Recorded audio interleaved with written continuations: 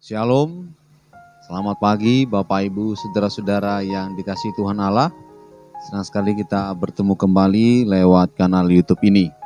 Sebelum kita mendengarkan firman Tuhan, mari kita berdoa.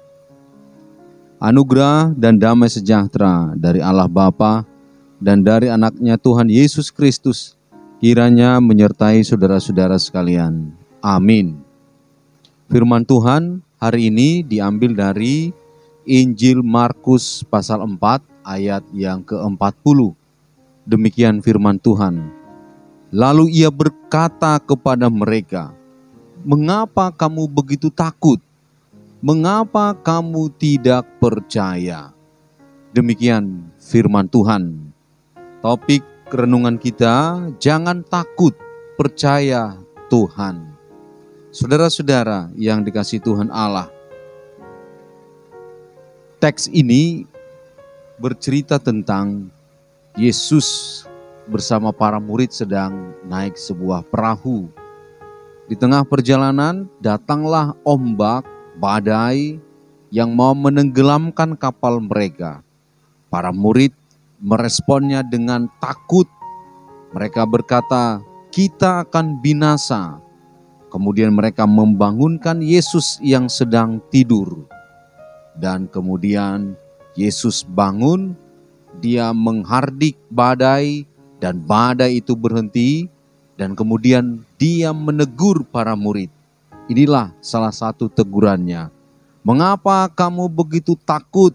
Mengapa kamu tidak percaya?" Saudara-saudara, dari teks ini kita bisa menggalinya. Yang pertama, bahwa kita kadang merespon situasi apalagi dalam keadaan genting dengan negatif. Seperti yang dilakukan oleh para murid. "Kita akan binasa. Hei kamu, kenapa kamu begitu? Kenapa kamu begini? Kita lebih baik mundur," bisa jadi. Atau seperti respon para murid lagi kepada Yesus. "Bangunlah Yesus," ya. Ketika dia tidur, kita akan binasa.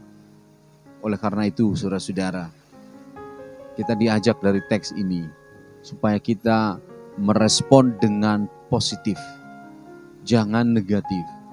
Karena ketika kita merespon yang negatif, maka yang negatif itu akan menguasai kita. Makanya kata-kata Yesus kepada para murid dengan tegurannya, "Mengapa kamu begitu takut?" Takut itu dekat dengan tidak percaya. Oleh karena itu dia menghardik para murid, "Mengapa kamu takut? Mengapa kamu tidak percaya?" Mereka meresponi keadaan waktu itu dengan takut, binasa, tidak percaya dan sebagainya. Responlah dengan positif. Semoga Tuhan menemani, semoga Tuhan mendampingi, semoga Tuhan memberkati dan sebagainya. Tentu dengan yang positif, maka yang positif itu yang menguasai dan itu akan berdampak buat kita. Itu yang pertama. Yang kedua, dari teks ini bisa kita lihat bahwa Yesus tahu juga keadaan itu. Bukan seolah-olah dia bersengaja tidur juga, ya, bahwa dia yakin juga para muridnya ini sedang diuji, ya. Makanya saudara-saudara, dari teks ini bisa kita lihat bahwa badai ini bisa juga ingin menguji, membangun iman kita. Kalau para murid di sini badai yang ingin menenggelamkan perahu mereka. Kalau kita mungkin bisa jadi badai masalah, bisa terjadi kepada para murid, kepada kita saat ini. Tapi bagaimana badai itu kita pakai sebagai peluang untuk menguatkan iman dan sekaligus untuk menjadi tangga kita, menjadi naik level ke arah yang lebih tinggi lagi. Jangan justru kita merasa bahwa kita ini menjadi kecut, menjadi orang yang lemah, orang yang tidak bisa berbuat apa-apa. Oleh karena itu saudara-saudara, hari ini pakailah kalau ada badai itu, kalau ada masalah itu sebagai peluang buat kita untuk lebih lagi. Dan yang terakhir dari sini adalah Yesus membentak badai. Dia bisa meredakan badai. Dan dia juga menghardik para murid yang takut itu, yang tidak percaya. Saudara-saudara, dengan demikian kita harus percaya kepada Tuhan Allah. Kita harus bersandar kepada Tuhan Allah.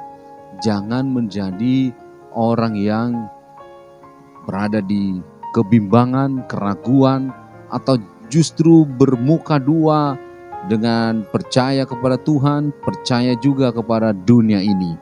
Hari ini kalau Tuhan membentak para murid, itu juga membentak kita hari ini. Supaya kita tidak takut. Mungkin ada di antara kita yang sedang menghadapi badai. Biarlah Tuhan menghardik badai itu. Tuhan juga menghardik rasa takutmu, takut kita. Supaya percaya kepada Tuhan Allah. Amin. Kita berdoa.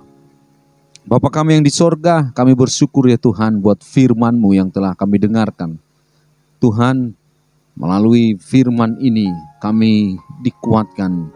Bisa jadi kami saat ini, saudara-saudara kami, jemaat-Mu sedang menghadapi badai. Badai dalam keluarga, badai dalam pekerjaan, dan dalam sakit penyakit.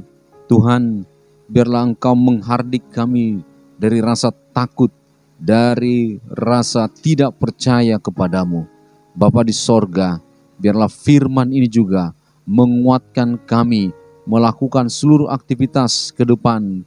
Bisa jadi ada keraguan, ada ketakutan ketika melihat ke depan yang tidak ada harapan, ada kegelapan, ada persoalan.